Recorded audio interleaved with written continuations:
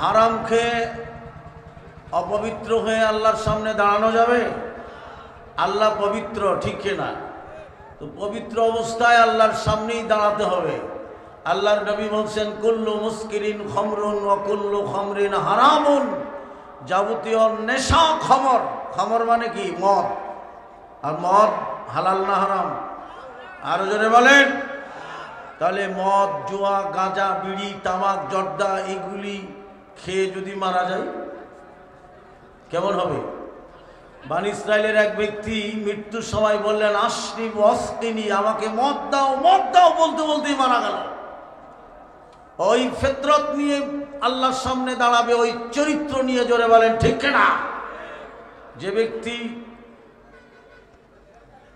আত্মহত্যা করে ওই ব্যক্তি পরকালে আত্মহত্যা করতেই থাকবে, করতেই থাকবে, করতেই থাকবে। তাহলে পবিত্র জীবন যাপন যদি আমরা না করি, অপবিত্র অবস্থায় যদি আমরা মারা যাই, নেশা করা অবস্থায় যদি মারা যাই, তাহলে আল্লাহর সামনে আমরা কিভাবে দাঁড়াবো? ওই চরিত্র, ওই ফিতরত নিয়েই পরকালে সে দাঁড়াবে। আল্লাহর নবী বলেন, ক্বালা ইন্নাস সিদকা ইয়াহদি ইলাল বিররি ওয়া ইন্নাল বিররা ইয়াহদি ইলাল জান্নাহ।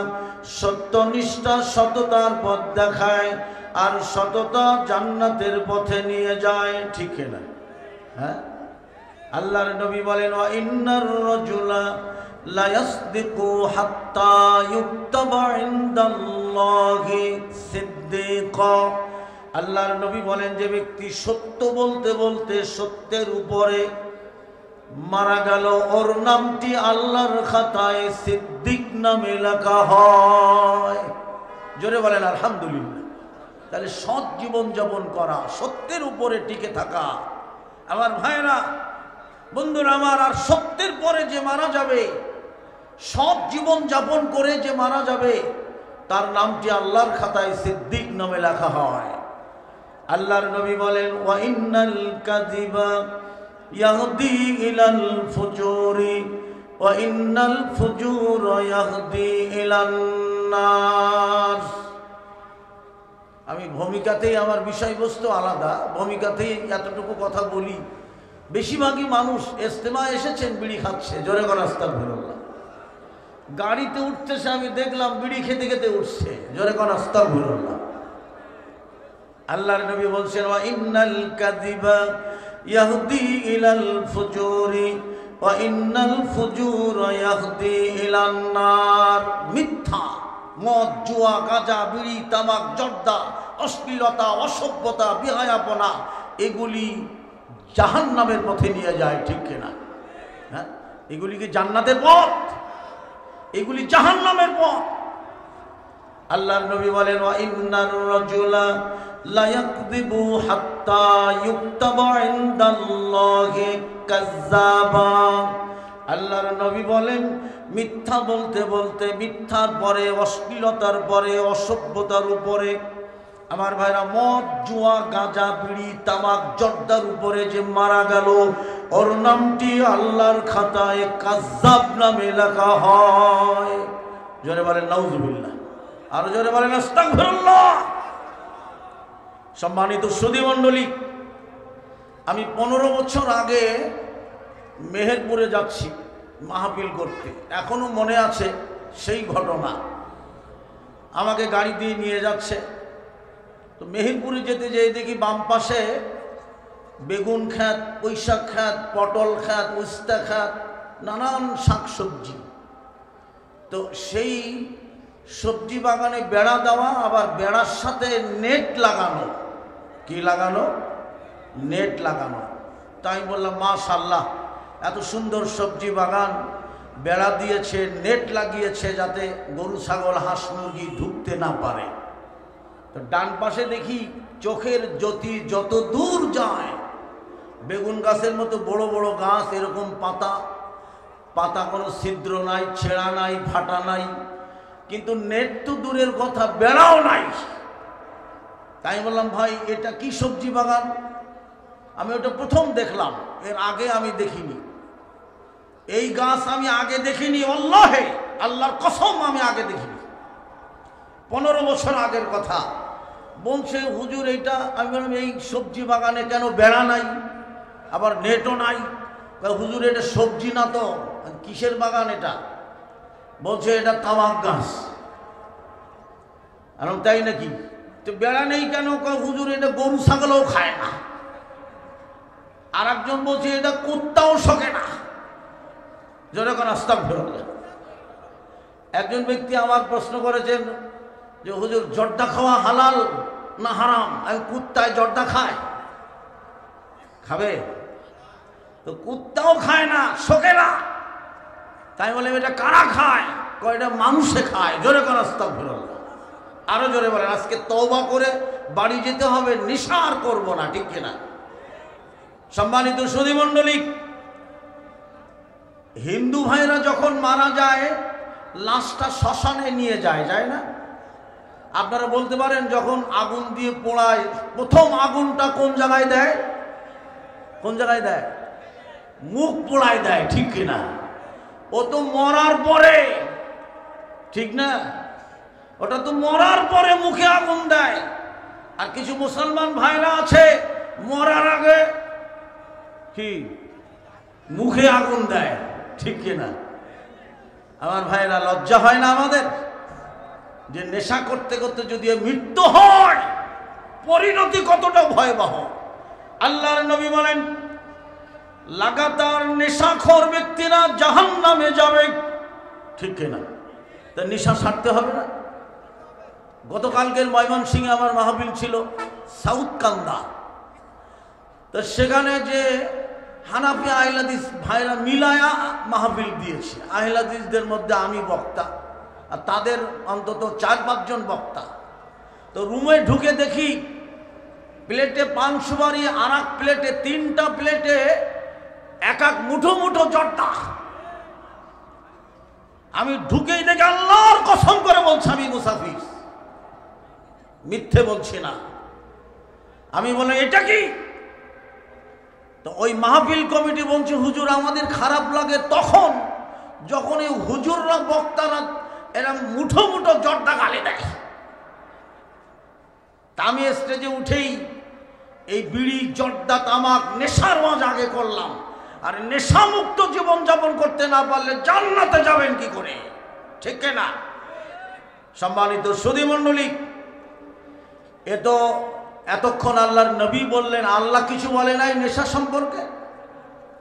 আমার সাথে আপনারা পড়েন আউযু বিল্লাহি মিনাশ শাইতানির রাজিম। ইয়া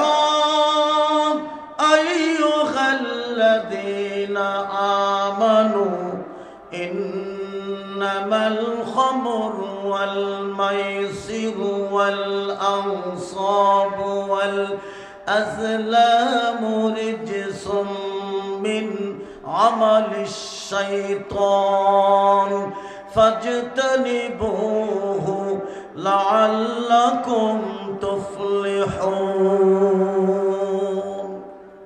আল্লাহ পাক বলেন, হে ইমানদারগণেরা, হে বিশ্বাসীগণেরা, ইন্নামাল খামরু, খামর মানে বলেন, বলতে হবে মদ। বলেন না কেন? আল্লাহ শুরুতেই বললেন ইন্নামাল খামরু, নিশ্চয়ই মদ, জুয়া, বেদি, লটারি, মূর্তি, মিন আমালিশ শাইতান। কার আমল? জোরে বলে। আরে শয়তানের আমল করে বাড়ি যাবেন না সৎ কর্ম করে বাড়ি যাবেন? কোনটা? তাহলে আজকে তওবা করতে হবে, জীবনে নেশা করব না। রাজি আছেন সবাই? আরে সবাই রাজি? লিল্লাহ তাকবীর, আলহামদুলিল্লাহ, আলহামদুলিল্লাহ। আচ্ছা, আমরা একটু হাত তুলি আল্লাহর কাছে। আরে তোলেন না, ভয় করছেন কেন? যারা তুলবে না তারা নেশা করবে। তুলেন। আল্লাহ ওয়াদা করছি আজকের থেকে জীবনে আর নেশা করব না। রাজি আছেন? সবাই রাজি?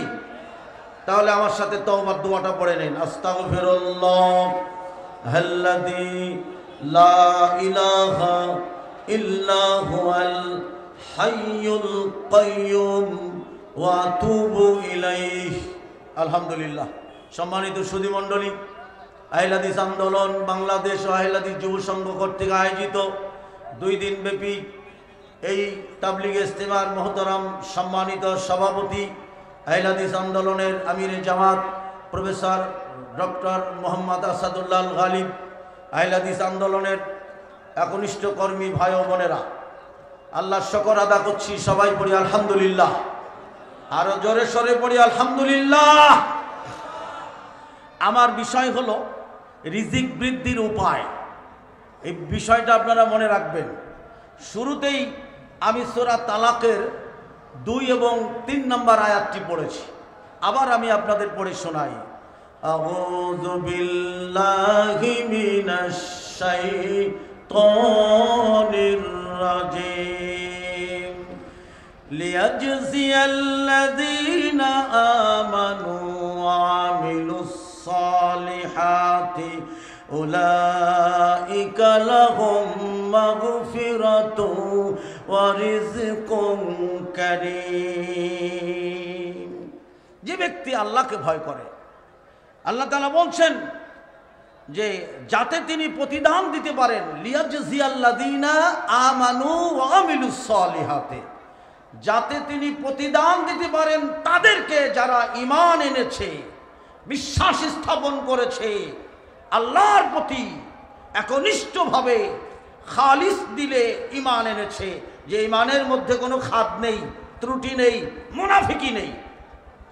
এই ঈমান যারা এনেছে ওয়া আমিলুস সালিহাতি, এবং যারা সৎ কর্ম সম্পাদন করেছে। সৎকর্ম কি জানেন? সৎকর্মটা কি? আমার ভাইরা, যারা ঈমান আনে, সৎকর্ম সম্পাদন করে, আল্লাহ তাআলা বলছেন যে আমি আল্লাহ তাদের জন্য আমি আল্লাহ এমন রুজি দিয়েছি যা ধারণাতীত উৎস থেকে আমি আল্লাহ তাদের রুজি দিব। জোরে বলেন আলহামদুলিল্লাহ। সম্মানিত সুধীমণ্ডলী, যারা ঈমান আনে, সৎকর্ম করে, তাদের জন্য রয়েছে ক্ষমা ও সম্মানজনক রুজি। জোরে বলেন আলহামদুলিল্লাহ। তাহলে কোন কাজ করলে? ঈমান আনলে, সৎকর্ম সম্পাদন করলে 1 নম্বরে। তাহলে রুজি বৃদ্ধির উপায়ের 1 নম্বরে ঈমান আনতে হবে, একমাত্র আল্লাহর প্রতি একনিষ্ঠভাবে খালিস দিলে, আর সৎকর্ম সম্পাদন করতে হবে। সৎকর্ম বলতে আমি যেটা বুঝি সেটা হলো আমার ভাইয়েরা 1 নম্বরে সালাত। জোরে বলেন ঠিক কিনা? এই সালাতই হলো সৎকর্মের 1 নম্বরে। যার সালাত নাই তার কোনো আমল নাই, ঠিক কিনা? যার সালাত আছে তার সব আমল আছে, ঠিক কিনা? এখন সালাতই নাই তো সৎকর্ম হবে কি করে? আন আমর ইবনুল আস রাদিয়াল্লাহু তাআলা আনহু قال قال رسول الله, জোরে বলেন সাল্লাল্লাহু আলাইহি ওয়াসাল্লাম, আইয়ুল আমালি আহাব্বু ইলাল্লাহ, আইয়ুল আমালি আহাব্বু ইলাল্লাহ। সাহাবীরা আল্লাহর নবীর কাছে বললেন, হে আল্লাহর নবী, আল্লাহর কাছে সবচেয়ে প্রিয় আমল কোনটি আকাশের নিচে জমিনের উপরে?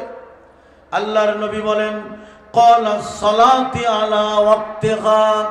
আল্লাহর নবী বলেন, সঠিক ওয়াক্তে, আব্বাল ওয়াক্তে সালাত আদা করা। জোরে বলেন আলহামদুলিল্লাহ। আমরা সালাত আদা করি, কেউ শুধু মাগরিবের সালাত আদা করেন আমার ভাড়া, কেউ 1 ওয়াক্ত, কেউ 2 ওয়াক্ত, কেউ শুধু জুমার সালাত। আসলে এরা কি সালাত আদা করলো? সৎকর্ম সম্পাদন যারা করবে, আল্লাহ পাক বলেন, উলাইকা লাহুম মাগফিরা, আমি আল্লাহ তাদের ক্ষমা করে দেব, ওয়া রিজকুন কারীম, এবং সম্মানজনক রুজি দান করব। তাহলে যদি আমাদের জীবনে সালাত না থাকে, তাহলে আমরা কিভাবে আল্লাহর কাছে ক্ষমা পাবো? এবং আমাদের রুজি বৃদ্ধির উপায় যেগুলি, আমাদের রুজি বৃদ্ধি কিভাবে হবে? আল্লাহর নবী বলেন, ক্বালাস সালাতি আলা ওয়াক্তিহা, 1 নম্বরে সঠিক ওয়াক্তে, আউয়াল ওয়াক্তে সালাত আদা করা। শুনুন, সালাত আদা করা ফরজ, কিন্তু সঠিক ওয়াক্তে, নির্দিষ্ট ওয়াক্তে আদা করা ফরজ। তা কি জানেন? আল্লাহ পাক বলেন, আউযু বিল্লাহি মিনাশ শাইতানির রাজিম, ইন্নাস সালাতা কানাত আলাল মুমিনিনা কিতাবাম মাওকুতা। আল্লাহ পাক বলেন নির্দিষ্ট ওয়াক্তে সঠিক ওয়াক্তে সালাত আদা করা ফরজ। সালাত আদা করা কি ফরজ। ওই রাখালের কথা সেই হাদিসের মধ্যে এসছে যে রাখাল ছাগল চড়াইতে চড়াইতে সালাতে রক্ত হয়ে গেল। আর জিলুবিস সালাতে ক্বাবলাল ফাউত, যারা আউয়াল ওয়াক্তে সালাত আদা করে এবং সঠিক ওয়াক্তে নির্দিষ্ট ওয়াক্তে। আমরা ফজরের সালাত ঘুম থেকে উঠে বেলা উঠলে পড়ি, জোহরের নামাজ আসরে, আসরের নামাজ মাগরিবের আগে, ঈশার নামাজ সালাত রাত 12টার পরে। এভাবে সালাত আদা করলে সালাত হবে?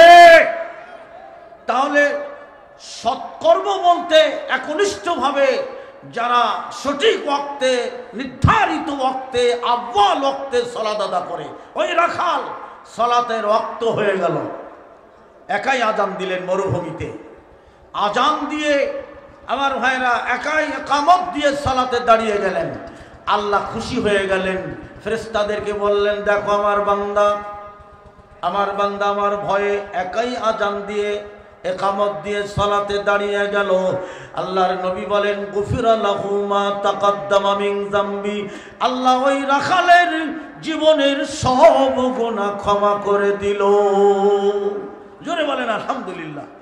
সম্মানিত সুধী মণ্ডলী, তাহলে আমি আপনাদেরকে যে কথা বলতে চাচ্ছি সেটি হলো যে 1 নম্বরে ঈমান আনতে হবে, 2 নম্বরে সৎ কর্ম সম্পাদন করতে হবে, 3 নম্বরে ওমাইয়াত্তাকিল্লাহা ইয়াজআল লাহু মাখরাজা, যে ব্যক্তি আল্লাহকে ভয় করে তার জন্য তার উত্তরণের পথ আল্লাহ বের করে দেয়। জোরে বলেন আলহামদুলিল্লাহ। যে ব্যক্তি আল্লাহর ভয় করে, আল্লাহর ভয় যারা করে তাদের রুজি বৃদ্ধি হয়। জোরে বলেন আলহামদুলিল্লাহ। দেখেন আল্লাহর ভয়ের আমাদের কতটা সফলতা। আল্লাহ পাক বলেন, ওয়ালিমান খাফা মাকামা রাব্বিহি জান্নাতান। 27 পারা সূরা রহমানে আল্লাহ পাক বলেন, ওয়ালিমান খাফা মাকামা রাব্বিহি জান্নাতান, যারা তাদের প্রতিপালকের সামনে দণ্ডায়মান হওয়াকে ভয় করে। জান্নাতান, কটা জান্নাত? আরো জোরে বলেন, কয়টা জান্নাত? 2টো জান্নাত। তাহলে রুজি বৃদ্ধির উপায় আমার বিষয়। যারা 3 নম্বরে আল্লাহকে ভয় করে, আল্লাহ তাদের রুজি বৃদ্ধি করবেন এবং আল্লাহ তাদের 2টো জান্নাত দান করবেন। সবাই পড়ি আলহামদুলিল্লাহ। 4 নম্বরে আমার ভাইরা ইস্তেগফার করা, আল্লাহর কাছে তওবা করা। 4 নম্বরে কি করা? আরো জোরে বলেন, কি করা? আচ্ছা ভাই, তওবা ছাড়া কেউ জান্নাতে যাবে না। তওবা ছাড়া কারোর গুনাহও আল্লাহ ক্ষমা করবে। জোরে বলেন, করবে। আল্লাহ পাক বলেন, আউযু বিল্লাহি মিনাশ শাইতানির রাজিম, ওয়া মান লাম ইয়াতুব ফাউলাইকা হুমুজ যালিমুন। আল্লাহ পাক বলেন, যারা তওবা করে না তারা জালিম। তারা কি? জোরে বলেন, তারা কি? তাহলে ইস্তেগফার করা, তওবা করা, সারেন্ডার হওয়া, আত্মসমর্পণ করা, যারা এটা করে তাদের রুজি আল্লাহ বৃদ্ধি করে দেন। জোরে বলেন আলহামদুলিল্লাহ। আল্লাহ পাক বলেন, ইল্লা মান তাবা ওয়া আমানা ওয়া আমিলা আমালান সালিহা ফাউলাইকা ইউবাদদিলুল্লাহু সাইয়্যাতিহিম হাসানা ওয়া কানাল্লাহু গফুরুর রহিমা। আল্লাহ পাক বলেন, ইল্লা মান তাবা, যারা তওবা করে, ইস্তেগফার করে, ক্ষমা প্রার্থনা করে, আল্লাহর কাছে নিজেকে সুপে দেয়, দাস হয়ে যায়, গোলাম হয়ে যায়, ওয়া আমানা, ঈমান আনে, ওয়া আমিলা আমালান সালিহা, আর যারা আমলে সালেহ করে, সৎ আমল করে, নেক আমল করে, আমলে সালেহ বিশুদ্ধ আমল করে, আল্লাহ তাদের রুজি বৃদ্ধি করে দেয়। শুধু তাই না, আরেকটা সফলতা আছে আমাদের। সেটা কি? আমি আপনাদের বুঝিয়ে দেই। যেই ব্যক্তি তওবা করলো, আল্লাহ খাবো না, জর্দা খাবো না, গুল মাছবো না, আল্লাহ গাঁজা, ডাল, পুরি যা আছে যেগুলি নেশার বস্তু, তওবা করলাম, জীবনে আর নেশা করব না। ওই ব্যক্তি তওবার পরে যদি ফিরে আসে, নেশা না করে, আল্লাহ পাক বলেন সাইয়্যাতিহিম হাসানা, আমি আল্লাহ আমার বান্দার ওই গুনাহগুলো নেকিতে পরিণত করে দিলাম। জোরে বলেন সুবহানাল্লাহ, আল্লাহু আকবার। তাহলে 4 নম্বরে রুজি বৃদ্ধির উপায়, সেটা কি কি করা? ইস্তেগফার করা। জোরে বলেন আলহামদুলিল্লাহ। সূরা নূহ 10 এবং 11 নম্বর আয়াত আমি পড়ি, আপনারা শুনুন, আমার সাথে আপনারা পড়ুন। ভাইজানেরা আপনারা বসুন। মাশাআল্লাহ সব ভাইরা উঠে গেছেন। আর একবার জোরে সরে একটু তাকবীর দেই না? আরে ভাই, তাকবীর দিলে শয়তান পালিয়ে যায়। লিল্লাহ তাকবীর। আলহামদুলিল্লাহ। আপনারা বসে পড়ুন, আমার বিষয়টা আপনারা একটু শেষ করার মতো সহযোগিতা করেন। সম্মানিত সুধী মণ্ডলী, রিজিক বৃদ্ধির উপায় এই সাবজেক্টে আমি মাঠে ময়দানে মাহফিলে কখনো বলিনি। যেহেতু আন্দোলন থেকে আমাকে এই বিষয়টা দিয়েছেন, এই বিষয়টা নিয়ে আমি পড়াশোনা করেই আপনাদের সামনে দাঁড়িয়েছি। সম্মানিত সুধী মণ্ডলী, সূরা নূহ এর 10 এবং 11 নম্বর আয়াতে আল্লাহ পাক বলেন, আউযু বিল্লাহি মিনাশ শাইতানির রাজিম, ফাকুল তাস্তাগফিরু রাব্বাকুম ইন্নাহু কানা গফফারা।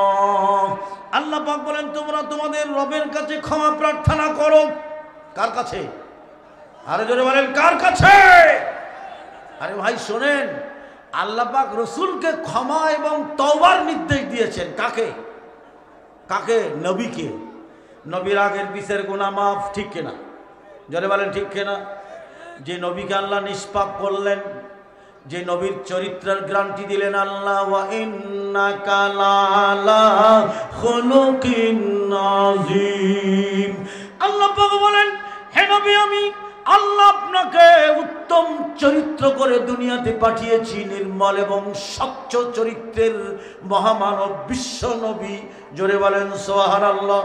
সেই নবীকে আল্লাহ পাক বলেন, ফাসাব্বিহ বিহামদি রাব্বিকা ওয়াস্তাগফিরহু ইন্নাহু কানা তাওয়াবা। আল্লাহু আকবার। আল্লাহ রাসূলকে বলেন তওবার কথা, ক্ষমার কথা। আর আমরা গুনাহ করেই যাচ্ছি, কোনো তোয়াক্কা নেই। একের পরে এক মদ, গাঁজা, জেনা, ব্যভিচার, শোষণ, অত্যাচার এগুলি করেই যাচ্ছি।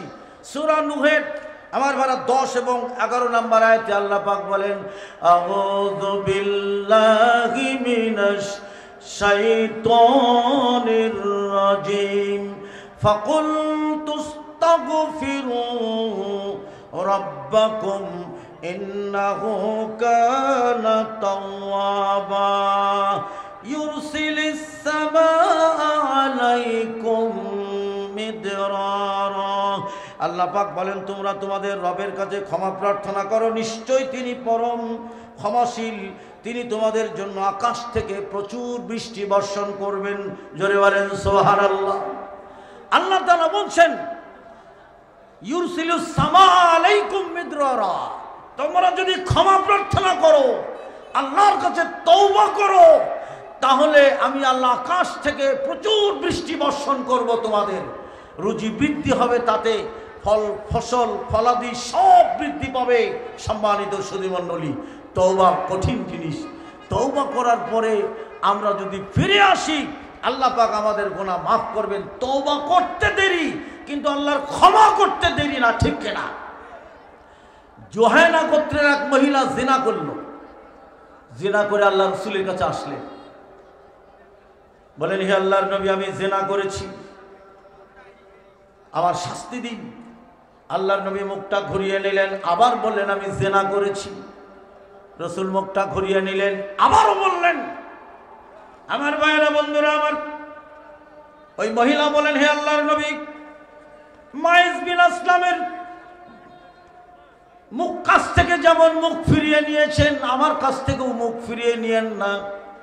আমার ভাইরা, মহিলাটি চলে গেল।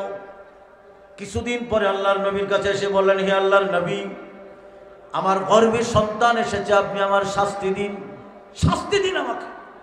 আল্লাহর নবী বললেন, অপেক্ষা করো। কতদিন? কয় সন্তানের প্রসবকাল পর্যন্ত। মহিলা আবার চলে গেল, আবার চলে গেল। সন্তান প্রসব করে কোলে করে রসুলের কাছে এসে বলেন, এই যে আমার সন্তান আমি প্রসব করেছি, এখন শাস্তি দিন। আল্লাহু আকবার। মহিলা আল্লাহর ভয় করছে, আমার ভাই আল্লাহর শাস্তির ভয় করছে, জাহান্নামের ভয় করছে। এই ভয় তাকে জান্নাতে নেবে, এই ভয় তার রুজি বৃদ্ধি করবে। জোরে বলেন আলহামদুলিল্লাহ। ভাইজানেরা, ভালো করে শোনেন, আহলে হাদিস আন্দোলনের একনিষ্ঠ কর্মী ভাই ও বোনেরা, আল্লাহর নবী আবারও বললেন, তুমি অপেক্ষা করো। কেন? এই বাচ্চার দুধ পান কাল মেয়াদ পর্যন্ত 2 বছর অপেক্ষা করো। মহিলা আবার চলে গেল। যখন 2 বছর পূর্ণ হয়ে গেল, মহিলার বাচ্চার হাতে রুটি বা খেজুর দিয়ে নবীর কাছে আসলেন, বলেন, হে আল্লাহর নবী, এই যে বাচ্চা এখন বড় হয়ে গেছে, দুধ পান কাল মেয়াদ পার হয়ে গেছে, এই যে শুকনা খাবার খায়, রুটি খায়। আল্লাহর নবী বলেন, তুমি জানো যে না শাস্তি কি? ওই মহিলাটি বললেন, হে আল্লাহর নবী, আমি জানি আমার মৃত্যু, কিন্তু এটাই আমি চাই, আমি তওবা করেছি, আমার শাস্তি দিন। আল্লাহর নবী সাহাবীদের বললেন, গর্ত খুঁড়ে মাটিতে পুঁতে তাকে পাথর মেরে সঙ্গে সার করে দাও।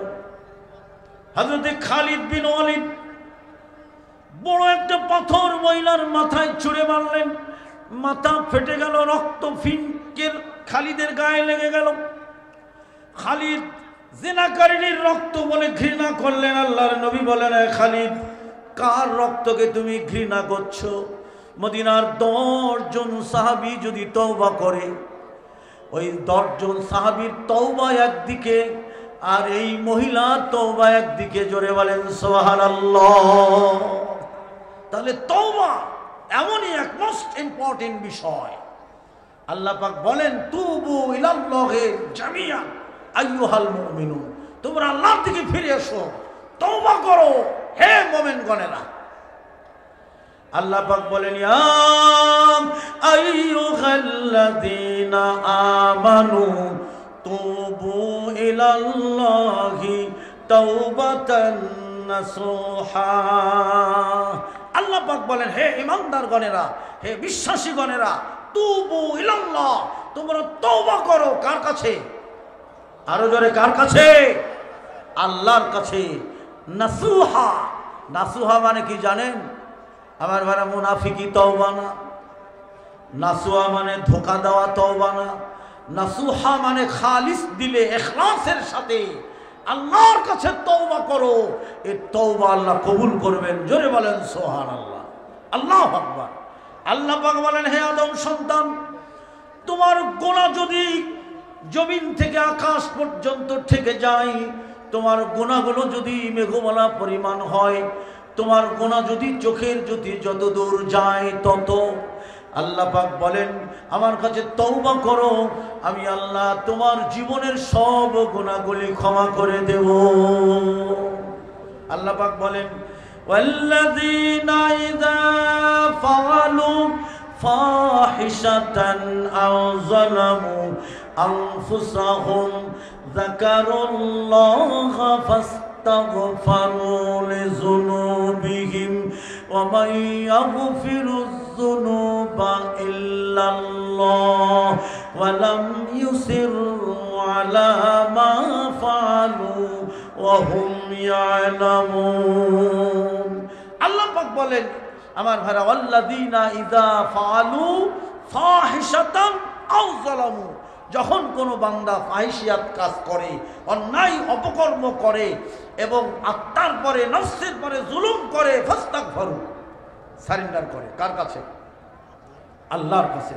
ফাস্তাগফারু, সে সারেন্ডার করে, আত্মসমর্পণ করে, তওবা করে।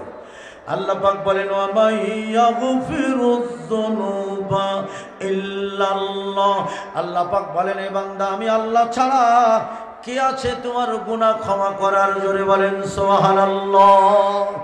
তাহলে সূরা নূহের 10 এবং 11 নম্বর আয়াতে আমার ভাইরা রুজি বৃদ্ধি হবে দুটো কারণে। এক নম্বরে আমার ভাইজানেরা আল্লাহর কাছে তওবা করা, ক্ষমা প্রার্থনা করা। আমার ভাই বোনেরা, আল্লাহ তাতে আমাদের দিবে, আকাশ থেকে প্রচুর বৃষ্টি বর্ষণ করবেন। সম্মানিত সুধী মণ্ডলী, আল্লাহর নবী বলছেন, সহিহ মুসলিম হাদিস নাম্বার 2703, রসুল বলেন, যে ব্যক্তি অধিক পরিমাণে ইস্তেগফার করবে আল্লাহ তাকে সব সংকট থেকে মুক্তি দিবে। জোরে বলেন সুবহানাল্লাহ।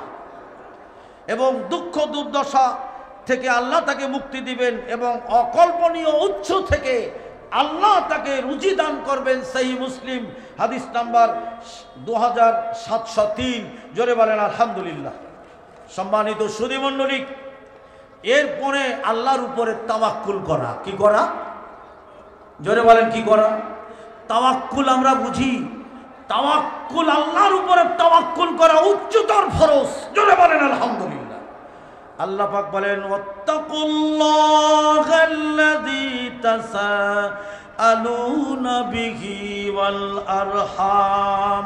আল্লাহ পাক বলেন, তোমরা আল্লাহকে ভয় করো এবং আত্মীয়তার সম্পর্ক বজায় রাখো, এতে করে আমাদের রুজি বৃদ্ধি হবে। এক নম্বরে আল্লাহকে ভয় করো, ওয়াত্তাকুল্লাহ, আল্লাহকে ভয় করো, আল্লাযী তাসাআলুনা বিহি ওয়াল আরহাম, এবং তোমরা তোমাদের আত্মীয়তার সম্পর্ক বজায় রাখো। ইরহাম, আরহাম আমার ভাইরা রাহিমের সম্পর্ক আল্লাহর সাথে জোড়া লাগানো। রাহিম মানে আত্মীয়তা, এই সম্পর্ক আল্লাহর সাথে জোড়া লাগানো। যারা এই সম্পর্ক ছেদ করবে আল্লাহ তাদেরকে ছিন্ন করে দেবে। জোরে বলেন নাউজুবিল্লাহ। সম্মানিত সুধী মণ্ডলী, 6 নম্বরে তাওয়াক্কুল। এখানে আমার ভাইজানেরা আল্লাহ পাক বলেন, ওয়াত্তাকুল্লাহাল্লাযী তাসাআলুনা বিহি ওয়াল আরহাম। আরহাম মানে রাহিমের সম্পর্ক জোড়া লাগাইতে বলেছেন। আমরা আত্মীয়তার সম্পর্ক ছিন্ন করে বসে আছি। বাপ বেটার সাথে সম্পর্ক নাই, ভাই ভাইয়ের সাথে সম্পর্ক নাই। আমার ভাইয়েরা, বন্ধুরা, আমার প্রতিবেশীর সাথে, আপনজনদের সাথে আমাদের সম্পর্ক নাই। যদি আত্মীয়তার সম্পর্ক ঠিক না থাকে আমার ভাইয়েরা, রুজি আল্লাহ কমাই দেবে। জোরে বলেন ঠিক কিনা? রুজি কমাই দিবে। আল্লাহ পাক বলেন, লাইন শাকারতুম লাযীদান্নাকুম ওয়া লাইন কাফারতুম ইন্না আযাবি লাশাদীদ। যারা আল্লাহ শুকর করে আল্লাহ তাদের রুজি বৃদ্ধি করে দেয়, ঠিক কিনা? আর যারা অকৃতজ্ঞ হয় তাদের জন্য কঠিন শাস্তি আল্লাহ রেখেছেন। জোরে বলেন ইন্না লিল্লাহ। সম্মানিত সুধী মণ্ডলী, আল্লাহর শুকর আদা করতে হবে, আল্লাহর প্রতি কৃতজ্ঞতা স্বীকার করতে হবে। আল্লাহ আমাদের রুজি বৃদ্ধি করে দেবেন। আর আয়াতের মধ্যে আল্লাহ পাক বলেন, ইয়ামহাকুল্লাহুর রিবা ওয়া ইউরবিস সাদাকা। আল্লাহ পাক বলেন, তোমরা সুদ বর্জন করো আর সাদাকা বর্ধিত করো। সাদকা আল্লাহ বর্ধিত করেছেন, সুদকে আল্লাহ হারাম করেছেন। আমরা বেছে নিয়েছি সুদ, আমরা সাদাকা করতে জানি না। আমার ভাইরা, দান সাদাকা এই যারা করে আল্লাহ তাদের রুজি বৃদ্ধি করেন, অথচ এটার পরিবর্তে আমরা সুদ খাচ্ছি, আর সুদ হারাম। জোরে বলেন ঠিক কিনা? আল্লাহ পাক বলেন, ইয়া আইয়ুহাল্লাযীনা আমানু তাকুল্লাহা ওয়া যারু মা বাকিয়া মিনার রিবা ইন কুনতুম মুমিনিন। আল্লাহ পাক বলেন, হে ইমানদারগণেরা, ইয়া আইয়ুহাল্লাযীনা আমানু তাকুল্লাহ, হে বিশ্বাসীগণেরা, তোমরা আল্লাহকে ভয় করো। ওয়া যারু মা বাকিয়া মিনার রিবা, আর সুদের বকেয়া যেটা সেটা তোমরা ছেড়ে দাও। সুদ হারাম। আমার ভাইরা, সুদের আমার ভাইরা 70টা গুনাহ। তার ছোট গুনাহটা মাকে বিবাহ করা, মায়ের সাথে জেনা করা। জোরে বলেন আস্তাগফিরুল্লাহ। আমরা কোনো না কোনোভাবে সুদের সাথে জড়িত, ঠিক কিনা? গ্রামে গঞ্জে মাহফিল করছি, সব সুদের কিস্তি, মহিলারা কিস্তি দিতেই আছে, দিতেই আছে, দিতেই আছে। তাহলে সম্মানিত সুধী মণ্ডলী, কি করে সৎকর্ম করে আমাদের রুজি বৃদ্ধি করব? আমরা অসৎকর্ম করে সুদ খেয়ে আমাদের রুজি ধ্বংস করছি, হারাম করে দিচ্ছি। জোরে বলেন ঠিক কিনা? শুনুন, হযরতে উরওয়া রাদিয়াল্লাহু তাআলা আনহু, আম্মা জান হযরত আয়েশা রাদিয়াল্লাহু তাআলা আনহার আপন ভাগিনা হযরতে উরওয়া রাসূলের বাড়িতে গেলেন। আম্মা জান হযরত আয়েশা রাদিয়াল্লাহু তাআলা আনহার কাছে যেয়ে বললেন, আম্মা জান, রাসূলের এতগুলো স্ত্রী, আপনাদের সংসার কিভাবে পরিচালিত হয়। হযরতে আয়েশা রাদিয়াল্লাহু তাআলা আনহা বলেন, উরওয়া, এ উরওয়া, আকাশে একটা চাঁদ উঠেছে, সেটাও ডুবে গেছে, আর একটা চাঁদ উঠেছে, সেটাও ডুবে গেছে। হযরতে আয়েশা বলেন, এ উরওয়া, তিনটা চাঁদ উঠার আমার মধ্যে রাসূলের ঘরে আয়েশার বাড়িতে চুলার মধ্যে আগুন জ্বলে নাই। হ্যাঁ, তারা কিভাবে জীবন যাপন করেছেন, আর আমরা কত আরাম আয়েশে জীবন যাপন করছি। আল্লাহ পাক বলেন, আল্লাযী জামা মালাহু ওয়াদ্দাদা, যারা মাল জমা করে আর গুনে গুনে রাখে, এমন লোক নাই। আল্লাহ পাক বলেন, ইয়াহসাবু আন্না মালাহু আখলাদা, আল্লাহ পাক বলেন, সে কি মনে করেছে এ মাল তাকে বাঁচাবে, এ মাল তাকে শান্তি দেবে, নিরাপত্তা দেবে, এটা কি সে তাই মনে করেছে? আল্লাহ পাক বলেন, কাল্লা, কখনোই না, এটা আল্লাহর ধমক, কাল্লা, কখনোই না। আল্লাহ পাক বলেন, লা ইউমবাযান্না ফিল হুতামা, আল্লাহ পাক বলেন অবশ্যই সে নিক্ষিপ্ত হবে হুতামা। হুতামা এক প্রজ্বলিত হুতাশন, যা হৃদয় পর্যন্ত জ্বালিয়ে ছারখার করে দেয়। সম্মানিত সুধীমণ্ডলী, তাহলে এতক্ষণ শুনলাম আমার ভাইরা, ইয়ামহাকুল্লাহুর রিবা ওয়া ইউরবিস সাদাকা, সুদ আল্লাহ হারাম করেছেন, সাদাকা দান বর্ধিত করেছেন। জোরে বলেন আলহামদুলিল্লাহ। যারা সাদাকা করে, দান করে, আল্লাহ তাদের রুজি বৃদ্ধি করেন। 7 নম্বরে আমার ভাইরা, তাওয়াক্কুল, আল্লাহর উপরে তাওয়াক্কুল করা আমরা করতে পারিনি। আমার ভাইরা ঘর থেকে বের হয়ে যায়, স্ত্রীর কোলে সন্তান, আমার ভাইরা বলে যায়, আব্বু আসি, টাটা বাই বাই, ঠিক না? হ্যাঁ, আর ঘরের স্ত্রীও বলে, তোমার আব্বুকে টাটা দাও, বাইবা দাও, ঠিক না? ওকে কি বলতে হতো? বিসমিল্লাহি তাওয়াক্কালতু আলাল্লাহ, লা হাওলা ওয়ালা কুওয়াতা ইল্লা বিল্লাহ। বিসমিল্লাহ কার নামে? তাওয়াক্কালতু আলাল্লাহ। ইয়া আল্লাহ, আমার এই তাওয়াক্কুল, আমার এই পথ চলা, আমার এই সফর তোমার উপরেই ভরসা করে, লা হাওলা ওয়ালা কুওয়াতা ইল্লা বিল্লাহ, নেই কোনো শক্তি, নেই কোনো ক্ষমতা, কে ছাড়া? আরো যারা বলেন, কে ছাড়া? আমরা তাগুতের নামে, বিজাতীয় সভ্যতা রীতিনীতির নামে আমাদের পথ চলা, আমাদের আদর্শ, সভ্যতা, কৃষ্টিকান্তার সব তাগুতের নামে। যারা বলেন আস্তাগফিরুল্লাহ। অতএব আল্লাহর উপরে তাওয়াক্কুল যারা করে, আমার ভাইরা, আল্লাহ পাক বলছেন, পাখিদের যেমন আল্লাহ রুজি দেয়, সকালবেলা খালি ঠুসা নিয়ে বের হয়ে যায়, ঠুসা ভর্তি করে আবার ঘরে ফেরে, আল্লাহ ওরকম রুজি আমাদের দিবে যদি আল্লাহর উপরে একনিষ্ঠভাবে তাওয়াক্কুল করে থাকতে পারি। জোরে বলেন আলহামদুলিল্লাহ। আমার ভাইয়েরা, বানি ইসরায়েলের এক মহিলা যুদ্ধে গেল, আমিরে জামাত লিখেছেন, তার বইয়ের মধ্যে আমি পড়েছি, আর তাহারিকের মধ্যেও পড়েছি, এক মহিলা, এই মহিলার সুতা কাটা মকর আর 3টা ছাগল এরকম রেখে বলছে, আল্লাহ তোমার কাছে রেখে যাচ্ছি, এটা তুমি দেখবা, আমি তোমার কাছে থুয়ে গেলাম, আমি যুদ্ধ থেকে এসে তোমার কাছ থেকে নিব। জোরে বলেন সুবহানাল্লাহ। কিরকম তাওয়াক্কুল, কিরকম আল্লাহর উপরে ভরসা। ওই মহিলা যুদ্ধ থেকে ফিরে এসে দেখে তার সুতা কাটা মকরও নাই, ছাগলও নাই। আল্লাহ, এটা তুমি কি করলা? আমি তোমার কাছে থুয়ে গেছি, আমি তোমার কাছ থেকেই নিব। মহিলা ঘুম থেকে উঠে দেখে সেই ছাগল আর সুতা কাটা মকর তার ঘরের বারান্দায়। জোরে বলেন আলহামদুলিল্লাহ।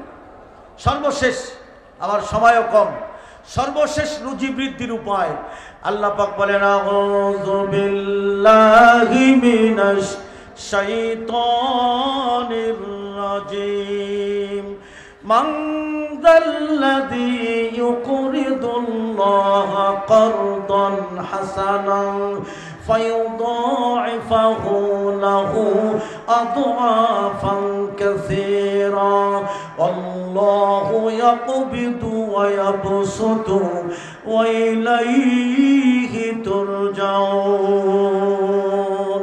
আল্লাহ বলেন, কোন সে ব্যক্তি সে কোন ব্যক্তি যে আমাকে কর্জা হাসানা দিবে, উত্তম ঋণ দিবে, আল্লাহ পাক বলেন আমি তার বিনিময় বহু বহু গুণ বৃদ্ধি করে দিব। জোরে বলেন সুবহানাল্লাহ।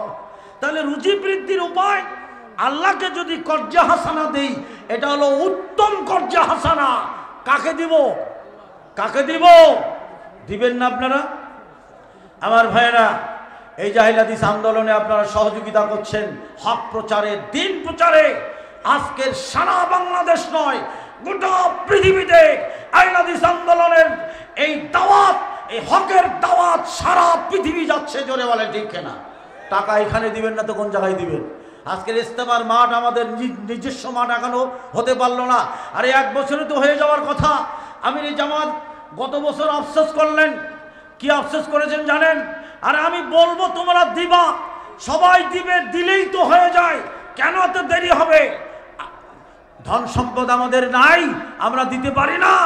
আমার ভাইরা পারি, কিন্তু টাকা কক্ষিগত করে রাখছি, টাকা জমায় রাখছি, দিনের কাজে, ইসলামের কাজে, সৎ কর্মের কাজে আমরা খরচ করি না। আল্লাহ পাক বলছেন কোন সে ব্যক্তি যে আমাকে কর্জা হাসানা দিবে, তার বিনিময় আমি বহুগুণ বৃদ্ধি করে দেব। জোরে বলেন আলহামদুলিল্লাহ। আল্লাহু ইয়াকবিদু ওয়া ইয়াবসুতু। বস্তুত আল্লাহ, মূলত আল্লাহ রুজি সংকুচিত করেন, আবার প্রশস্ততা করেন। জোরে বলেন আলহামদুলিল্লাহ। ওয়া ইলাইহি তুরজাউন। আল্লাহ পাক বলেন আর তোমরা আমার নিকটেই প্রত্যাবর্তিত হবে, ফিরে আসবে। অতএব সম্মানিত সুধী মণ্ডলী, রুজি বৃদ্ধির আমি 10টা উপায় বের করে এনেছি। 8টা বলতে পারলাম, বাকি 2টো অনেক লম্বা। আমার সময়ও শেষ। আমি আজকের মতো আপনাদের কাছ থেকে বিদায় নিচ্ছি। আপনারা বসে পড়ুন। আলহামদুলিল্লাহ ফজরের সালাত পড়ে আমরা একসঙ্গে যাব। যদি আমিরে জামাত আসতে পারেন, তিনি তার বক্তব্যে বলেছেন যে আমি যদি আসতে পারি তাহলে আলহামদুলিল্লাহ, না পারলে আমি এখনই বিদায় নিচ্ছি, আমাকে মাফ করবেন। আমরা দোয়া করি আমির জামাতের উপরে আল্লাহ রহমত নাজিল করুক, আল্লাহ তাকে শেফা দিক, আল্লাহ তার আরো বেশি হায়াত দান করুক, আমাদের মাঝে আরো বেশি দিন বেঁচে থাকুক। এবার এই শরীর নিয়ে আমির জামাত সারা বাংলাদেশে সব জেলাতে প্রোগ্রাম করেছেন। আমরা অবাক হয়ে গেছি যে সারা বাংলায় এবার ছুটি বেরিয়েছেন। আমরা দোয়া করি আগামীতেও আমির জামাত যাতে সারা বাংলায় ছুটে বেড়াতে পারেন হকের দাওয়াত নিয়ে। আল্লাহ আমাকে, আপনাকে, আমাদের সবাইকে আল্লাহ হক প্রচার করার, হক মানার তৌফিক দান করুক। সকলেই পড়ে আমিন। আসসালামু আলাইকুম ওয়া রাহমাতুল্লাহি ওয়া বারাকাতুহু। সেদিন জাহান্নামকে বিচারের মাঠে সমস্ত মানুষের সামনে হাজির করা হবে। জাহান্নাম হলো এমন একটা আল্লাহ পাকের সৃষ্টি যেটা স্থানান্তর যোগ্য। এক একজন ফেরেশতার যে শক্তি, তাদের বাহুবল, পেশিবল। কোন কোন হাদিস থেকে জানা যায় তাদের শরীরের অবয়ব গলেবরে কত বিশাল। 70,000 লাগাম থাকবে, প্রতিটি লাগামে 70,000 ফেরেশতা থাকবে। এই সমস্ত ফেরেশতা 490 কোটি ফেরেশতা লাগাম ধরবে, একজোটে টেনে হেঁচড়ে সেটাকে জাহান্নামকে বিচারের মাঠে হাজির করা হবে। তখন বলা হবে হাদিহি জাহান্নাম, এটা তো সেই জাহান্নাম যে জাহান্নামকে তোমরা স্বীকার করতে, যে জাহান্নামকে তোমরা তোয়াক্কা করতে না, যে জাহান্নামের বিষয়ে তোমরা কোনো মনোযোগ দিতে না, এটা তো সেই জাহান্নাম। সম্মানিত সুধী মণ্ডলী, দুনিয়ার সবচেয়ে বিলাসী ব্যক্তি এবং দুনিয়ার সবচেয়ে রিক্ত হস্ত, ভোকা নাঙ্গা কাঙ্গাল, হত দরিদ্র নিঃস্ব, এই জাতীয় লোকগুলো সেদিন আল্লাহর কাছে মর্যাদার দিক থেকে সবচেয়ে এগিয়ে যাবে।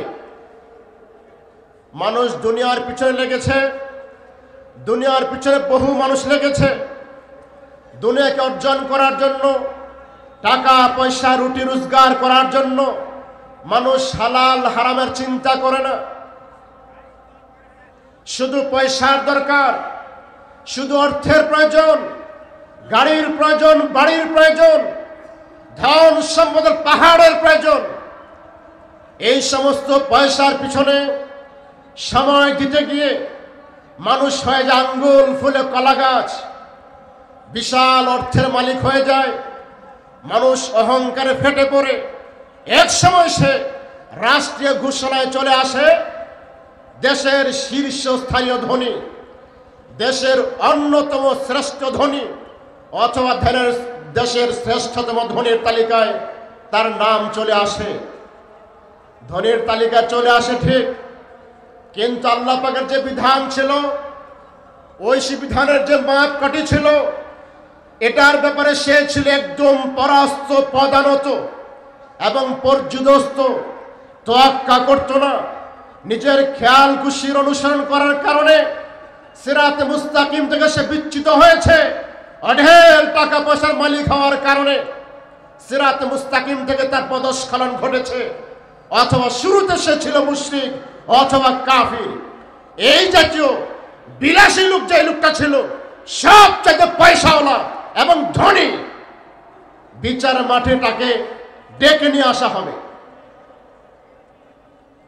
আল্লাহ রাসূল বলছেন, ইউতা বিআনআমি আহলে দুনিয়া মিন আহলে নার ইয়াউমাল কিয়ামা। কিয়ামতের মাঠে দুনিয়ার সবচেয়ে বিলাসী লোকটাকে, সবচেয়ে ধনী লোকটাকে, যে লোকটা সবচেয়ে বেশি নাজ নেয়ামত ভোগ করেছে, সবচেয়ে ধনী মানুষ, বিলাসী মানুষটাকে হাসরের ময়দানে হাজির করা হবে। কিভাবে? বিলাসী লোকটাকে জাহান্নামে একবার চুবানো হবে, ডুবানো হবে। একবার চাপিয়ে দিয়ে মুহূর্তে তাকে জাহান্নাম থেকে তুলে আনা হবে। আল্লাহ পাক তার সাথে কথা বলবেন, ইয়া ইবনে আদম হাল মাররা বিকা নাইমুন কত, হাল মাররা বিকা নাইমুন কত খায়রুন কত। ওহে আদম সন্তান, শোনো, তুমি তো দুনিয়ার সবচেয়ে বিলাসী ছেলে, সবচেয়ে ধনী মানুষ ছেলে, ধনীর তালিকায় তুমি ছিলে সবার শীর্ষে। বলো তো, দুনিয়াতে তুমি কোনো কল্যাণ পেয়েছে? কোনো কল্যাণ তুমি স্পর্শ করেছ? কোনো কল্যাণ দেখেছ? লোকটি জবাব দিবে, লা ওয়াল্লাহি ইয়া রব, ওহে আমার প্রতিপালক, আপনার ইজ্জতের কসম করে বলছি, আমাকে কোনো কল্যাণ স্পর্শ করেনি, নাজ নেয়ামত আমাকে স্পর্শ করেনি। কই? এগুলো আমি জানি না। অর্থাৎ বিলাসী লোকটাকে যখন জাহান্নামে একবার চুবানো হবে, ডুবানো হবে, দুনিয়ার সমস্ত নাজ নেয়ামতের কথা সে ভুলে যাবে। লোকটাদের ছিল শীর্ষস্থানীয় ধনী, সবচাইতে নাজ নেয়ামত ভোগকারী, জাহান্নামের একটি চুবানিতে সব কিছু ভুলে যাবে, নিঃশেষ হইবে, চুরমার হয়ে যাবে। এবার সবচাইতে রিক্ত হস্ত, ভোকানাঙ্গা, কাঙ্গাল, হত দরিদ্র লোকটাকে নিয়ে আসা হবে, জান্নাতে একবার চাপিয়ে দেওয়া হবে, জান্নাতে একবার ডুবিয়ে মুহূর্তে তাকে তুলে ফেলা হবে। যখন জান্নাত থেকে তাকে তোলা হবে, আল্লাহ পাক এবার তার সাথে কথা বলবেন, ইয়া ইবনে আদম হাল মাররা বিকা শিদ্দাতুল কত, হাল মাররা বিকা বুসান কত। ওহে আদম সন্তান, শোনো, তোমার জীবনে কি কখনো দুঃখ কষ্ট স্পর্শ করেছে? লোকটি জবাব দিবে, লা ওয়াল্লাহি ইয়া রব, আপনার ইজ্জতের কসম করে বলছি, আমার জীবনে কখনো দুঃখ কষ্ট লাঞ্ছনা অভাব স্পর্শ করিনি। দুনিয়ার সবচাইতে অভাবী লোকটা, দুস্থ লোকটা, কাঙ্গাল লোকটা জান্নাতের একটি চুবানিতে সব কিছু ভুলে যাবে, দুনিয়ার সমস্ত দুঃখ বেদনার কথা ভুলে যাবে। আমরা বহু দুঃখী মানুষ দেখেছি, বহু দুঃখী মানুষ আমাদের সাক্ষাৎ মিলে দেখা হয়, রাস্তাঘাটে পড়ে থাকে, এমন বাড়িতে থাকে যে বাড়ি উল্লেখ করার মতো নয়। আমরা ছোটকালে কবিতায় পড়েছিলাম, যে কবিতাগুলো আমাদের হৃদয়কে নাড়িয়েছিল। একটি কবিতা ছিল, কবিতার নাম ছিল আসমানি। আপনাদের অনেকেই সেই কবিতাটুকু ছোটবেলায় হয়তো পড়ে থাকবেন। আসমানিদের দেখতে যদি তোমরা সবে চাও, রহে মন্দির ছোট্ট বাড়ি রসুলপুরে যাও। বাড়িতে নয় পাখির বাতা, বাড়িতে নয় পাখির বাসা, ভেন্না পাতার ছানি। একটুখানি বৃষ্টি হলে গড়িয়ে পড়ে পানি, একটুখানি হাওয়া দিলে ঘর নড়বড় করে। তারই তলে আসমানিরা থাকে বছর ধরে। পেটটি ভরে পায় না খেতে, বুকে কখান হার, সাক্ষী দিচ্ছে অনাহারে কদিন গেছে তা। বহু মানুষ পৃথিবীতে অনাহারে অর্ধাহারে রাস্তাঘাটে পড়ে থাকে, খোঁজ খাবার নেওয়ার কেউ থাকে না। মা বাবার আর্তচিৎকার করে, আর্তনাদ করে, 2টি টাকা দাও বাবা, যথেষ্ট ক্ষুধা পেয়েছে, আমার খাওয়ার অর্থ নেই, পয়সা নেই, নাই ছেলে নাই মেয়ে, ছিল আমার স্বামী, স্বামীটাকে আমি হারিয়েছি, আমার পয়সার প্রয়োজন। আমরা একটা ভাষা শিখেছি, মাফ করো, একটা কথা শিখেছি, মাফ করো। মাফ করো বলে আমরা তাকে বিদায় করে দিচ্ছি, অথচ তার দারুণ ক্ষুধা, তার খানার প্রয়োজন, খাদ্যের প্রয়োজন। বহু দুঃখী মানুষ রাস্তায় পরে পরে আর্তচিৎকার করছে, আর্তনাদ করছে। আমার হৃদয়ে তার রেখাপাত করে না, আমার হৃদয় জাগে না তাদের আর্তনাদে।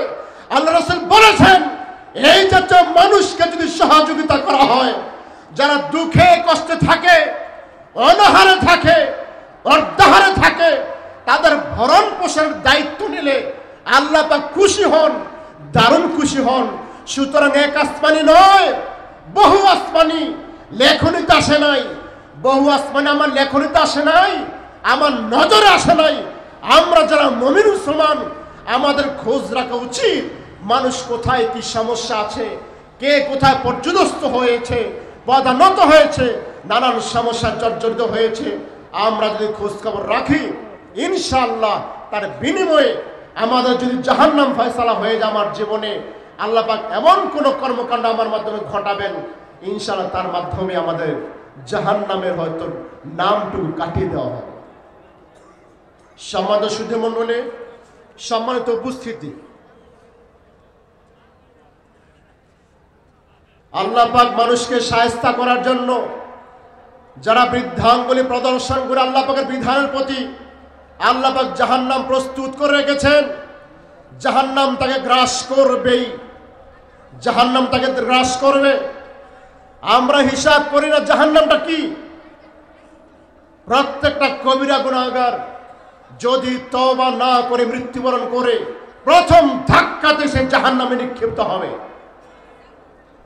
কোন কবিরা গুনাহগার যদি তওবা না করে মৃত্যুবরণ করে, আমরা গালিগালাজ করি, গীবত তুহমত করি, মানুষের মান সম্মানকে খাটো করার চেষ্টা করি, এগুলো হলো কবিরা গুনাহ।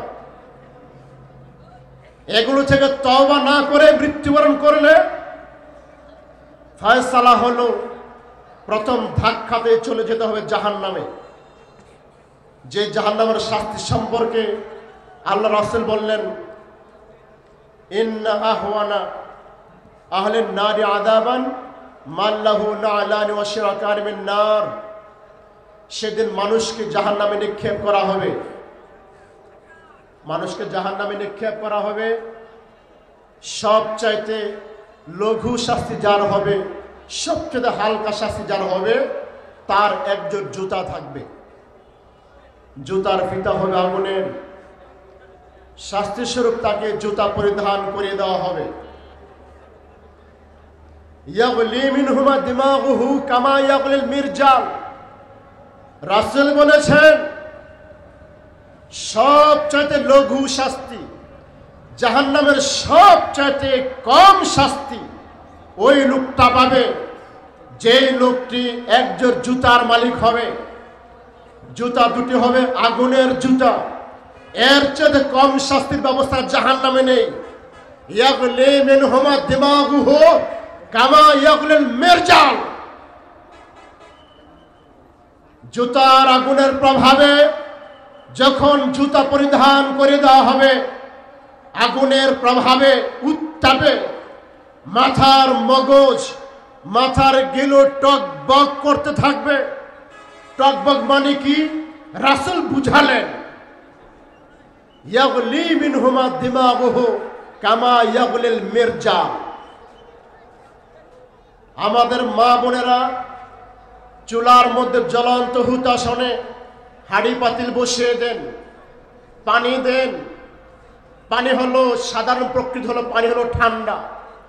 আগুনের উত্তাপে পানিগুলো টকবক করতে থাকে, উতলে উঠে। রাসূল বললেন, জাহান্নামে যার জুতা পরিধান করে দেওয়া হয়, জুতার আগুনের প্রভাবে তার মাথার মগজ টকবক করতে থাকবে, যেমনি ভাবে তামার পাত্র টকবক করতে থাকে। ওই লোকটা মনে করবে, আমার মতো শাস্তি আর কেউ ভোগ করছে না, আমার মতো শাস্তি আর কেউ ভোগ করছে না। জাহান্নামের শাস্তি এত কঠিন, জাহান্নামের শাস্তি এত ভারী, এত কঠিন, এত ভয়ঙ্কর, অথচ রাসূল বলছেন আহওয়ান, ভয়ঙ্কর নয়। এই শাস্তি হলো সবচেয়ে কম, সবচেয়ে হালকা, সবচেয়ে লঘু শাস্তি। সম্মানিত সুধী মণ্ডলী, আমরা যে যার মতো দিন গুজরান করছি, এইভাবে নয়। মানুষ অর্থের পিছনে ছুটে, আমরা অর্থের পিছনে ছুটি। দিনের পর দিন যায়, দিনের পর দিন যায়, সময়ের পর সময় চলছে। মানুষ আমাদেরকে তাড়া করছে দুনিয়া অর্জন করার জন্য। রাসূল বলছেন, তাইস আব্দুদ দিনার, তাইস আব্দুদ দিরহাম, তাইস আব্দুল খামিসা। ধন সম্পদ আমাদেরকে অন্ধ করে ফেলেছে, যার কারণে কোনটা হালাল কোনটা হারাম ভাববার আমাদের সুযোগ নাই। যার কারণে দুনিয়ার পিছনে ছোটার কারণে আমাদের সর্বশেষ পরিণতি, সর্বশেষ পরিণাম অবশ্যই জাহান্নামই থাকবে। কারণ রাসূল অশনি সংকেত জানিয়েছেন, টাকা পয়সার গোলাম যারা, দিনার দিরহামের গোলাম যারা, তারা ধ্বংস হোক। পোশাক বিলাসী যারা, ধ্বংস হোক। তাইসা ওয়ান্তাকাস ওয়াইদা শিকা ফালান তাকাস। রাসূল এতটাই ক্ষোভ প্রকাশ করেছেন, ভারাক্রান্ত হৃদয়ে বলেছেন, যদি তার পায়ে কখনো কাঁটা বিদ্ধ হয়, সে যেন কাঁটা খুলতেও সক্ষম না হয়, কেউ যেন তার কাঁটাটাও খুলে না দেয়। সম্মানিত উপস্থিতি, আমরা দুনিয়ার পিছনে দৌড়ঝাঁপ করছি, অথচ জাহান্নাম হা করে আছে আপনাকে ধরার জন্য, আমাকে ধরার জন্য। জাহান্নাম হা করে আছে। চলুন, জাহান্নাম থেকে বাঁচার আমাদের পথ আছে। যে ভয়ঙ্কর জাহান্নাম আল্লাহ পাক আমাদের জন্য প্রস্তুত করে রেখেছেন, জাহান্নাম থেকে বাঁচার পথ আছে। আমরা যদি আমাদের নিজেদের কর্মকে কোরআন সুন্নাহের আলোকে ঢেলে সাজাই, রাসূলের আদর্শ মানহাজ মাসলাককে দৈনন্দিন জীবনে কাজে লাগাই এবং প্রয়োগ করি, ইনশাআল্লাহ আল্লাহর রহমতে জাহান্নাম থেকে পথ, বাঁচার পথ আমাদের জন্য রচনা হবে ইনশাআল্লাহ। সেজন্য চলুন আমরা আমাদের দৈনন্দিন জীবনকে, প্রতিদিনের সময়টুকুকে কোরআন সুন্নাহের আলোকে ঢেলে সাজাই। আল্লাহ পাক আমাদের সকলকে সেই তৌফিক দান করুন, আমিন। পরিশেষে দেশের প্রত্যন্ত অঞ্চল থেকে যারা যারা যোগদান করেছেন তাবলীগ ইজতেমাতে, আপনাদের প্রত্যেককে আমরা আন্তরিক মোবারকবাদ এবং অভিনন্দন জানিয়ে আমি আমার কথা এখানে শেষ করছি। আকুলু কওলি হাযা আস্তাগফিরুল্লাহ লি ওয়া লাকুম ওয়া লিসাইরিল মুসলিমিন ইন্নাহু হুয়াল গফুরুর রহিম। আসসালামু আলাইকুম ওয়া রাহমাতুল্লাহি ওয়া বারাকাতুহু।